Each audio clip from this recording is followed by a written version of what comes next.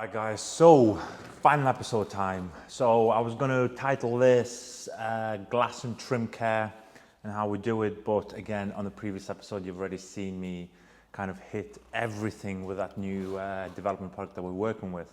So the trims, I'm going to walk you around the car as well in a bit, but if you're looking into the corners, you will see that the trim is looking like I've just dressed it and wiped it off. It looks absolutely unbelievable. So I'm super happy with the way that's going on trim. Happy how it's going on painted shiny plastics, obviously matte paint, all that sort of stuff. So on today's kind of final episode, what I'm going to do is, again, I'm going to protect the glass. I've just clayed it because, believe it or not, this is the first time that I actually protect the glass in this car. So I've been getting away with a little bit of the drying aid, obviously on the glass. Fine, it was efficient enough at keeping it at bay for now because I didn't want to apply something that, well, I didn't want to put the upfront work in to clean the glass, obviously protecting it properly, all that sort of stuff when the whole paint's not protected. So I was waiting for this specific kind of period in time where I could actually film the whole process. So what I did quickly off camera is I clayed the glass with our clay block, but I did not use the detail spray as the lubricant. I used our glass cleaner. So basically it didn't add anything potentially back into the glass. And obviously because it's a very, very good cleaner with that whole manual agitation, I may have knocked off another 5, 10, 20%, who knows, of any protection, but the glass is feeling very, very sticky right now, which is good. So it's ready to be very porous, like I keep saying. So I'm going to really use my block to really push the sealant in and massage it in. So try and get it into all the dips in the glass. So what we're going to be doing is protecting the glass. Again, I'm not going to show every single glass because look, there's 1, 2, 3, 4, so that's 8, and then 9, and then 10. So obviously I can only show you so much before you guys fall asleep. And then what we're going to do is we're going to protect and moisturize our brand new Michelins, which again is always perfect. So I'm going to show you a slightly different way, which I do it on the first dressing as well. So, or the first time I dress it.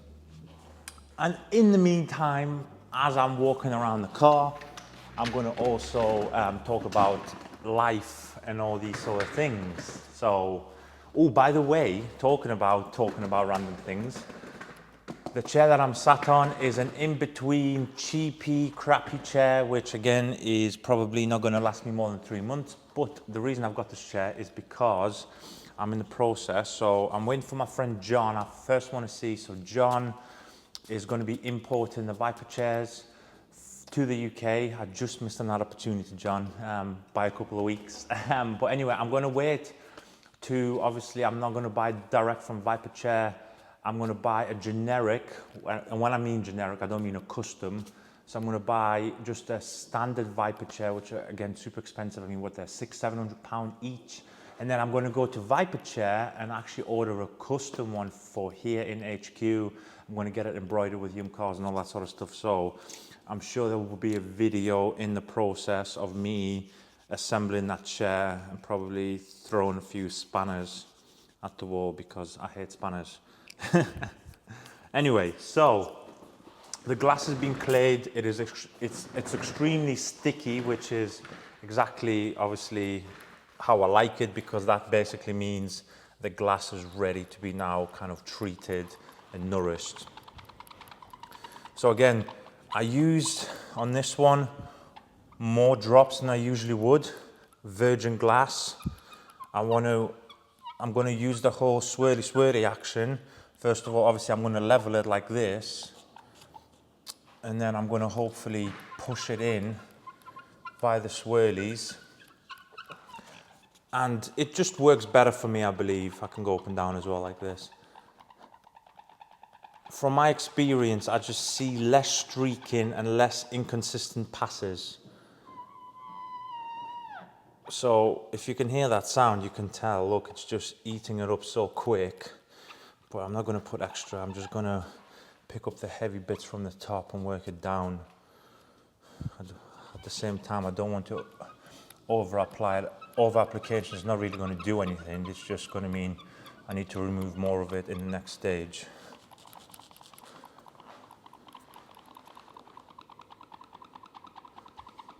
So I'm going right up to the edge without obviously touching the paint. That's the whole goal. So obviously the usual steps, our Glass Plus through the household press oil bottle. By the way, look at that, stunning. So again, I go heavier on the removal towel, so I put more sprays, but then again, just go through it. Don't think you're wiping a product off. Just go through it as if you're just cleaning the glass. That's what you want. Just wipe it on, wipe it off. There's literally no science to this.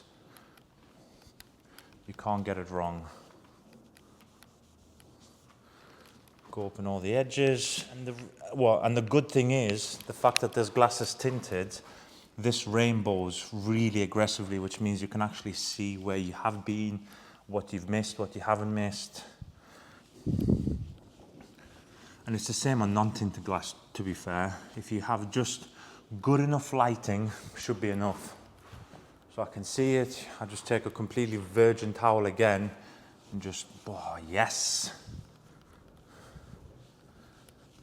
Exactly what you want to feel. There's nothing better than clean, contaminant-free glass that when you're wiping off a product. Now, this is not yet the ultimate.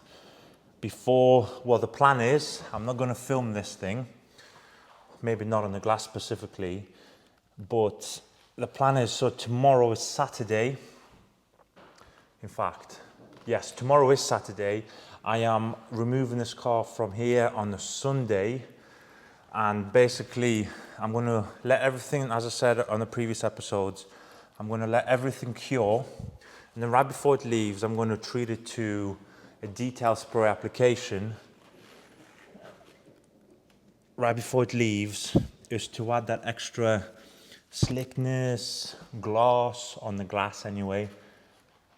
And yeah, it's going to then protect everything just in time for it to obviously leave in the rainy weather. Again, just making sure.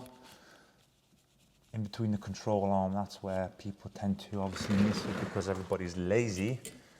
Not me. You just gotta peel your towel a bit like this. There we go. So, bang. That is the rear windscreen protected. Let's move on to the front. So what I'm gonna do in between now and the time that the car leaves, I'm gonna let the Glass Plus cure for a full 24, so that's leading me into tomorrow's timeline. And I'm going to double coat it again right before it leaves, and then it's going to obviously naturally cure up until obviously the car leaves. The detail spray will go on, and then the car leaves up until obviously the next time that it needs reprotecting. I'll probably do it. The next reprotection for me will probably be during the Christmas break. And the reason is, I'm just through winter, this is going to be used. This is going to be our workhorse. So I'm going to apply every time the car comes in here. So I've got this new strategy up until my new one comes as well. And that's how it's going to continue with it. Basically, any time that we have a car in here, and obviously it's only really our cars that are, well, in fact, it's only our cars in here. What my plan is, whatever the mode of protective product that I've decided on the car, and this is the reason, so we've got multiple vehicles. So this has got a development coating on, the GTI will have our development paste wax or the current YumWax. Basically, I just want to go back to my roots and really do it old school, because back in the day, I used to protect cars almost weekly. I used to look after them like they're babies. So I'm building a business now to where as soon as a little bit of workload increases on me and Kelly, hopefully, you know, God willing, we'll have the means to go bang, hire someone else, and obviously build out the team that way to where basically I want to continue doing this. This is what I love, and this is why the business is kind of scaled so fast. I'm sharing my passion through you guys, or to you guys through the camera. Whereas if I start doing this, like you see a lot of car care companies, in fact, I won't give them too many tips on what to do because at the end of the day, it's not my position to. But you can see a lot of car care companies reverting back to detailing. Business is not that good.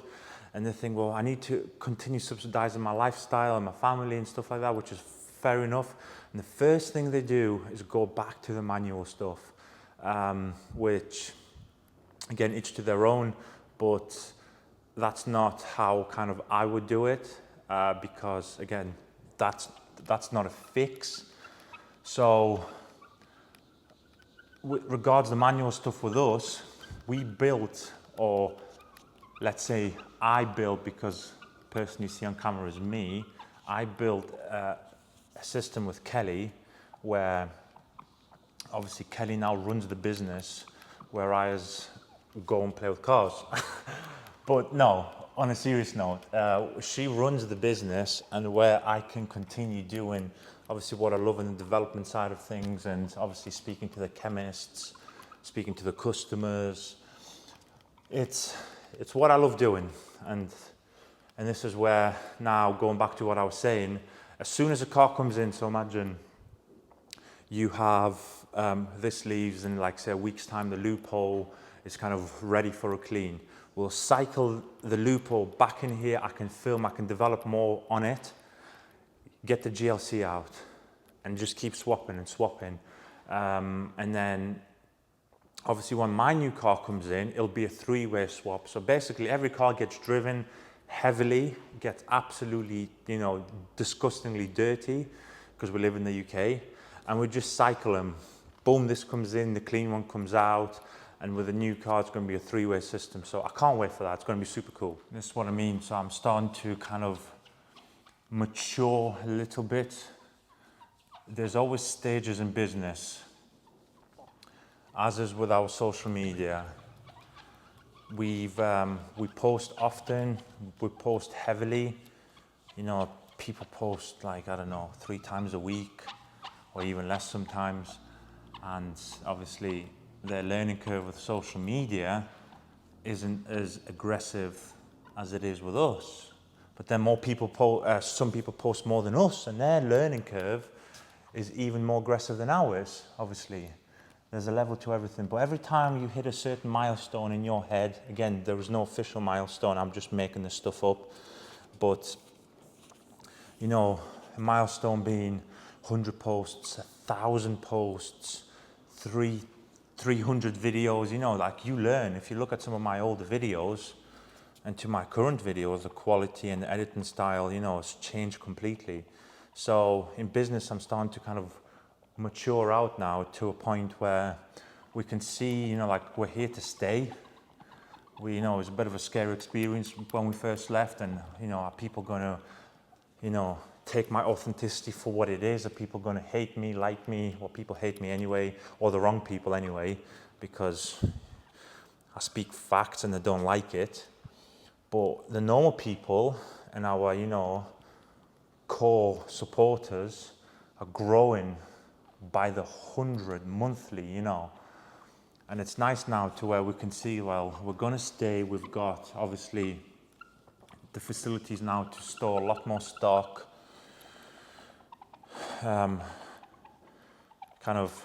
We've got people actually helping out now to where kind of Kelly can actually push her running of the business, as I say, and then I get left alone pretty much 95% of the time.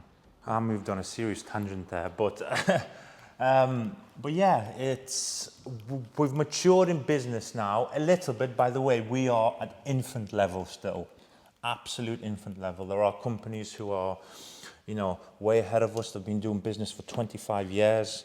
And like I say, of course, it's relative. Like, there's no way you can even talk about those people in the same league. Again, but they still have the pros and cons. Some people have been doing business that long that they're now starting to get comfortable. And this is where the comfort kind of kills. So we're like at infancy level to where we can now plan further ahead. Like I always plan, like a lot of people plan monthly. I've got plans in my head and written down, so we have like a certain kind of spreadsheet. Plans into 2022, tail end of 22, 23. Those are the foundational goals. I think we're 3 years ahead in the planning. So what do we want to develop? What do we want to re-engineer? Because you've got to start it now. If you started when you want to start it, you're then another 1, 2, 3 years behind already. So I learned that now, and you know, especially with what's happening, shipping prices have gone from 2,500 per container to 25,000. I've seen prices as high as 35,000 per container now. So obviously somebody's going to have to take the cost.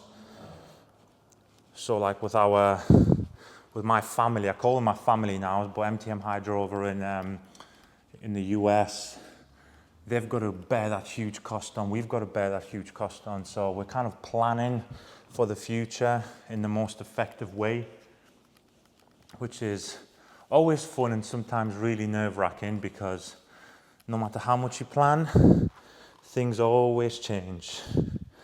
And these last couple of years has been the biggest proof, as you know, you can always be brought back down to earth. Everybody can. So it's interesting.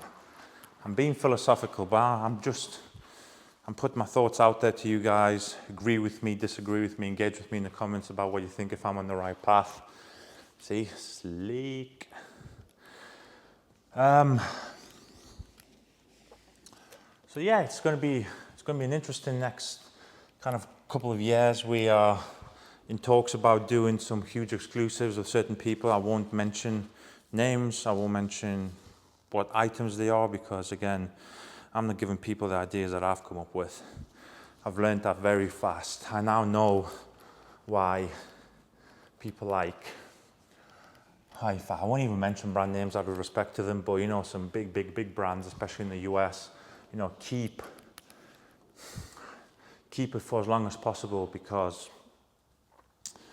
you know, people kind of won't have a clue with what's coming.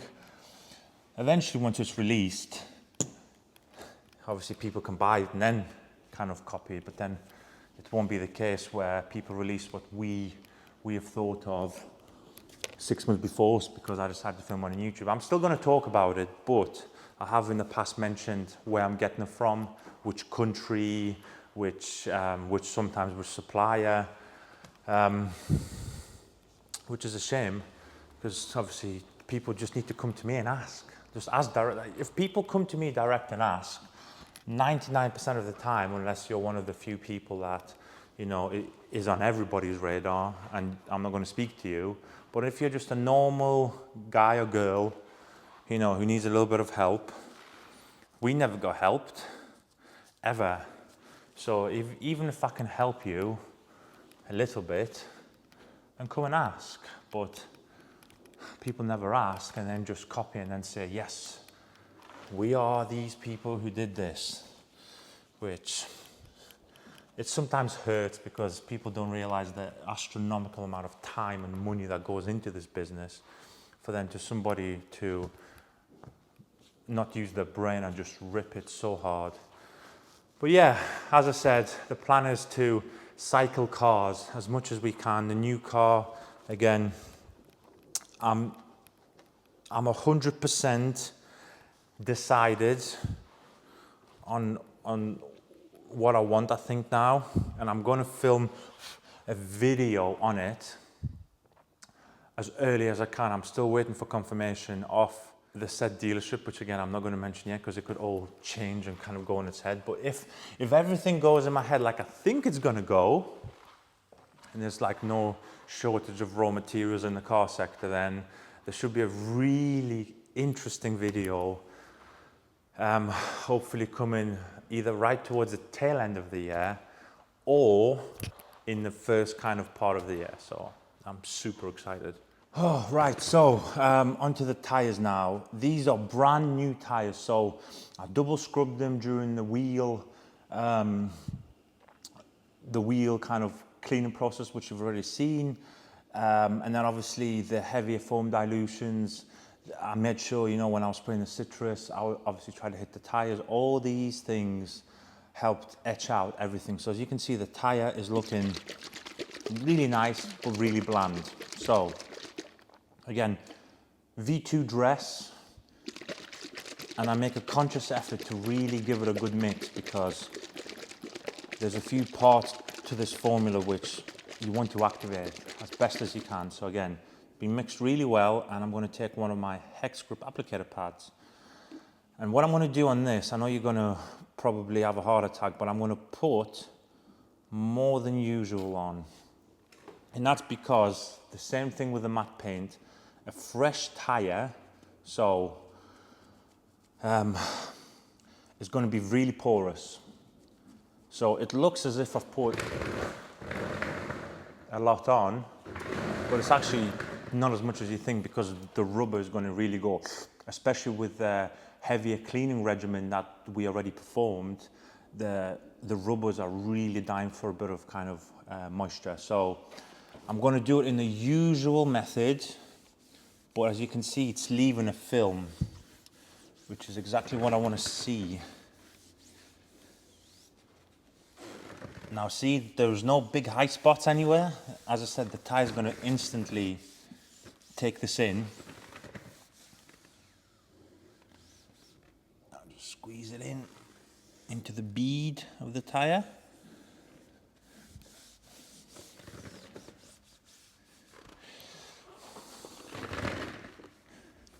Trying to watch my knees, guys. That's why I'm on this chair. I'm always on my knees. And everybody's telling me, Nick, you've got to watch your knees. You've got to watch your knees. Because obviously I'm taller. I've got longer levers than most people. Taller people sometimes, if not careful, may have problems later on in life. I don't want to be one of those people. All right, and there's your tire. So it's going to continuously now soak. So I would personally leave it as it is. Obviously, I'm just going to do one more flyover. I just want to push as much of the product. Yeah, so the actual applicator now is pretty much bone dry. There's a little bit of a remnant. So that's pretty much it. I'm going to go now across all the 4 different tires, and what I'm going to do for you as part of this episode, I'm actually going to obviously leave it here, but then I'm going to leave the car overnight, and the tire moisturizer has obviously had time to kind of penetrate into the wall of the tire. All of that's going to look super pretty. All the glass should obviously be done, the paint's done, and tomorrow I'm going to show you a final walk around of what obviously the car looks like now. On camera, it's obviously super bleaching everything out. This now looks like it's got a chrome wrap on it, but that's not the case. Have a look at that. Yeah, the light's really pinging off this. So basically, I'm going to switch around to the handheld camera. I'm going to darken it down a bit, obviously, to try and give it a more natural look, because this lens currently is actually receiving even more light. But the coating, I could not be happier with it, guys. It just looks, well, in fact, it looks exactly the same as when it came in. But again, I'm not going to touch it now because I've had the V2 on my hand. But this just feels just the same. It's got that papery texture I'm going to use, but it's super slick. You know, that fresh paper feel. Obviously, the lights have been done with it. All the trim has been done within the new coating. I haven't used it on the trim yet, so I am going to be literally the #1 test pilot on this.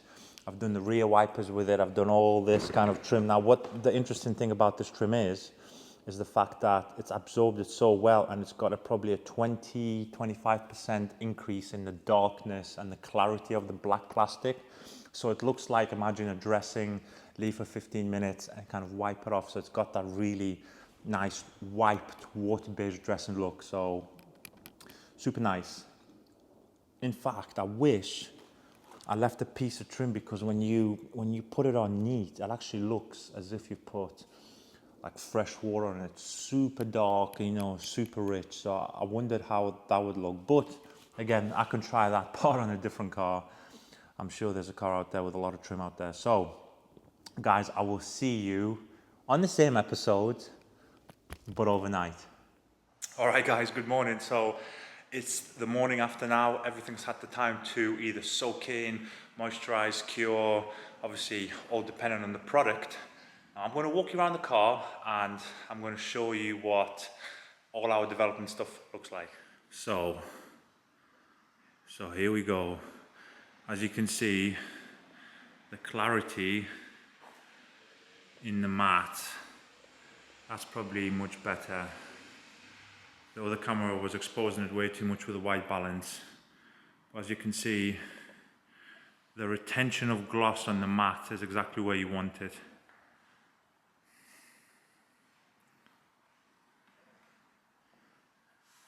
You can look at it from this angle as well. Looks nice. Obviously the thicker application of the V2 dress.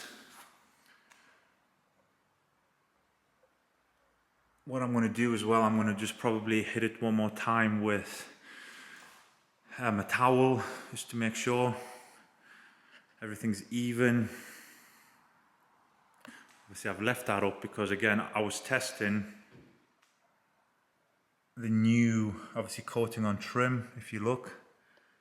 So overall looks beautiful. Obviously this side, the roof's done.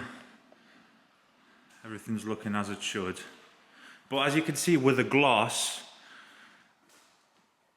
it's retained the same gloss. So obviously this has got a metallic flake within the paint. I don't know if the camera will actually pick that up, but you can see the little flakes or the little flecks.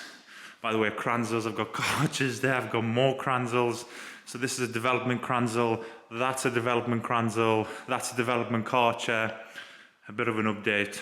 So guys, as you can see, so far the development's going good on matte. Again, as I said, if anything was going to go wrong, it was going to go wrong on my car. But this is where we excel in the testing. We don't put this on panels or like a wrapped piece like this and say, well, let's have a look. So we put it on real cars that are going to get used. Now, just to wrap the episode up a little bit, I'm going to go outside. A good friend of mine, who also happens to be my neighbour. We've built a good relationship, but look at that. Oh, Speciale. That is, that car, I'm telling you, watch this. I'm going to flip this round. Look at that. The car's what, 8 years old, 10 years old? It looks brand new. You could sell this at a dealership brand new and it looks amazing. But look at the party piece. Wow. Anyway guys, again, it's a bit of a sneak peek. Looks absolutely fantastic. We live a good life. We've got good friends. We've got really nice supporters. But hope you've enjoyed this little mini series. It's more of a kind of more of a development series more than anything. I used probably more stuff than I did old stuff or existing stuff. But it looks fantastic. By the way, I'm going to incorporate this camera that I'm filming on a lot more often. So hopefully you're going to see more in the day of a life kind of episodes. Anyway, guys, hope you have enjoyed this little thing. And I will be more than happy to introduce to you the next, obviously, detailing series when it comes. But in the meantime, I will catch you all super soon. And have a good week, guys. Take care.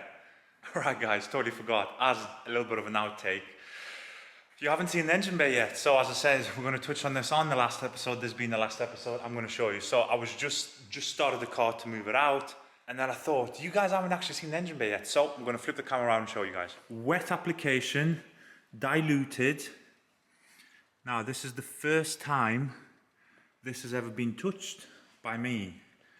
No wiping is actually done at all, because the car is literally just getting moved out and getting driven again. So this is exactly the finish you can expect. Now what I'm going to do in the next one, I'm going to actually pressure wash this down, maybe agitate it with a bit of undress again with a detailing brush, but not kind of remove anything, just to clean it up, which means all the plastics and all the hosing will bead very nicely. And then I'm going to hit it with another layer.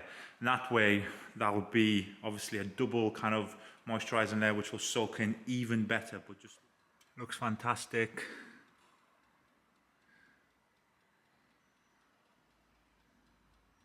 Looks great. And on that note, guys, for the second time, goodbye, and I will see you soon.